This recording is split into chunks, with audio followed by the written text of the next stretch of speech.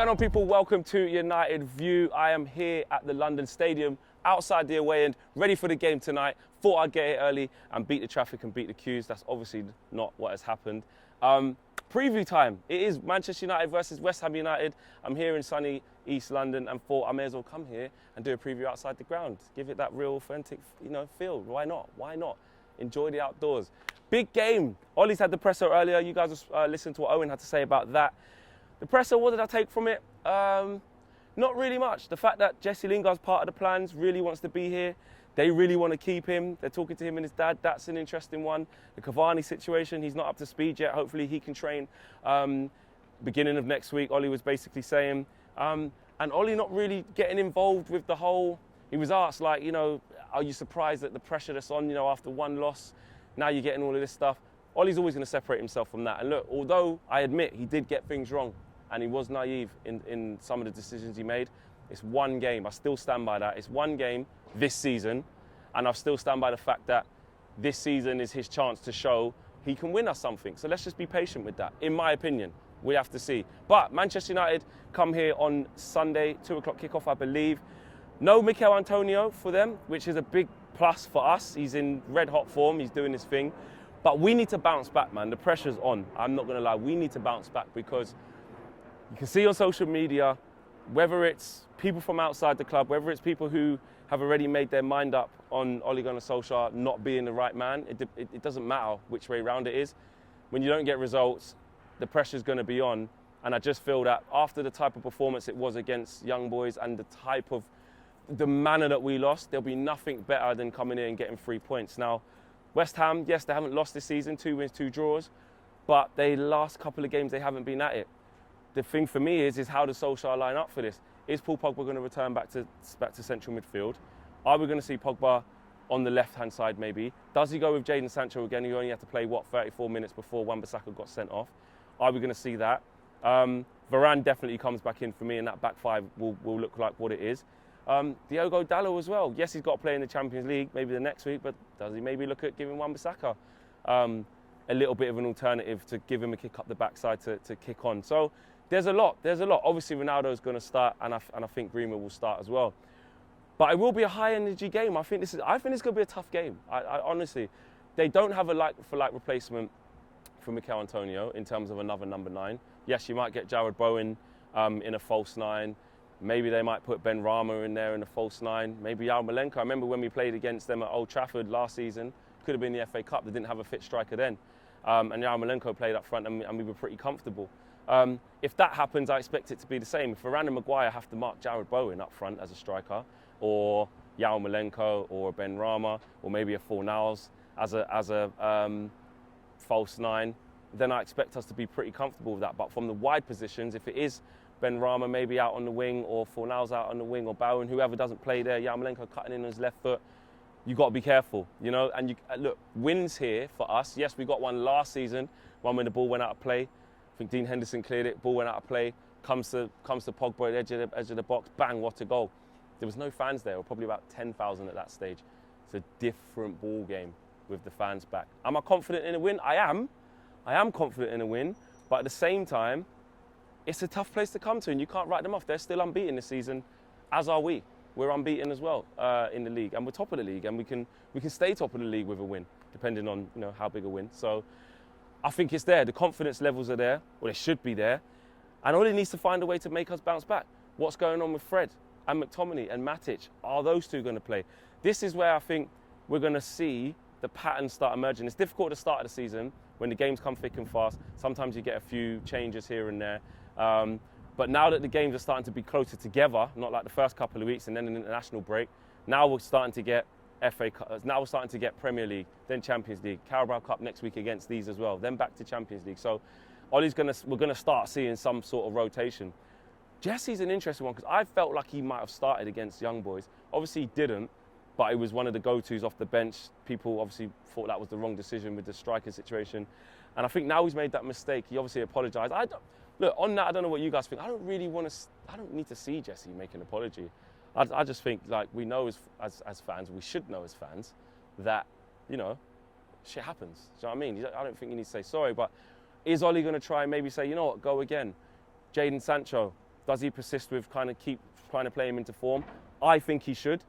The Jadon Sancho thing as well, for me, it's not even a thing. I keep seeing on social media, even some United fans are like, oh, he hasn't done this, or yeah, he's been like that, or oh, he's been like this, or yeah, is he going to be a flop? And I'm getting Memphis Depay vibes at Man United. I'm like, guys, are we really doing this? Rival fans I expect it from, but come on, guys. He's played 5 games for us, 3 starts, and in his 3rd start, he was sacrificed after 34 minutes. He came on for about 10 minutes against Leeds, came on for about 20 minutes against Southampton. And yes, in them moments, you can say, in them 5 appearances he's had, okay, he hasn't got a goal or an assist or looked amazing, but in some periods, he's looked okay and got on the ball. It's just an adapting period. Are we really trying to see Jadon Sancho written off after 5 games and 3 starts in one of the games where he had to get taken off after 34 minutes? Probably would have seen the 90 against Young Boys. We started off very well, 13 minutes gone, we're 1-0 up. We were in the ascendancy, so he probably would have got a nice, comfortable game under his belt. Some people were saying, though, the fact that he was starting maybe was something to do about him potentially not starting here. And I just wonder whether Oli will look to start Martial in this game, maybe coming from the left. Ronaldo obviously going to be up front and Greenwood on the right. Or does he go with Jesse? I personally would like to see him stick with Sancho. I want to see Jadon Sancho pick up his confidence and just keep playing him. I think it will come good. He might even need a whole year to settle. Another thing what we're doing is, yeah, Bruno come and smashed it from the off. Okay, it was a 0-0 draw in his first game against Wolves, but very, very quickly after that, I think it was against Watford actually, got a pen and he scored and then he was off the mark and he's never looked back since. Not everyone does that. Not everyone can acclimatise to the Premier League in that way.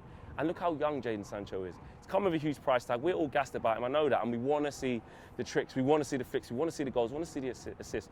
But for me, I'm just like, let's just chill out a little bit. Let's just, you know what I mean, recompose ourselves. But as a backline as well, I want to talk a bit about the back 4. On Wan-Bissaka, Cam spoke about it perfectly against Young Boys, what actually led to his red card, which is the lack of being able to receive the ball in field. I thought he made a great point.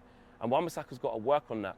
His outside game, in terms of just being athletic and nudging it past someone and trying to get past them, he can do that. He's not always going to find the perfect cross, I understand that. But just his generic play on the ball and how he looks after the ball when he's running onto the ball. If he's one of the hardest things to do, or not when you've got the skill or ability or when you're a very good player, but one of the hardest things to do or to teach is probably when you're running at pace towards the ball and someone fizzes it in at you, you have to have calm feet. Your foot's got to be like a pillow. And I feel like Wan-Bissaka doesn't have that to his game. He doesn't. He struggles in that area, and it's a way for him to work back. Will he be disappointed after the red card? Of course he will. Will Wan-Bissaka start today? Today? I wish it was today. I'm here now. Save me a trip. Will he start on Sunday? I think he will. I think he will. I started off by saying, you know, with Diogo Dalot, is it going to be a case where he tries to get him in, get him some match minutes? But let's face it, Diogo Dalot's next game will just probably be against Villarreal. I can't see him playing here. I think he goes with Wan-Bissaka again. But it is a learning curve. I think that could be his first red of his career as well. So it's not panic stations. It isn't panic stations. But what it is, it's food for thought. Oli spoke about, he was asked some tough questions in the presser. I know Owen's touched on this earlier. Oli was asked about, you know, the playing style and stuff. And Oli just went and what type of midfielders he wants to see. I thought his answer was quite interesting. It was very Oli-like. Basically what he's saying is, mate, I'm old school. Yeah, I don't really buy into 6 and 8 and pivot and cam and CDM and attacking mid, defensive mid, holding mid. Back when I played with Roy Keane, obviously didn't play with Brian Robson, but, you know, players like that, Paul Scholes, Carrick, you know, these types of players, you're just a midfielder, mate. When we don't have the ball, you defend, you get back in, you keep your shape. When we do have the ball, you work hard, you try and make things happen. So for me, I see it as a case of he doesn't really want to. Solskjaer's not tactically built like that to talk about his philosophy and things like that. Yes, he didn't want to talk too much about how his game is, how he wants the team to look. That's private, I get that.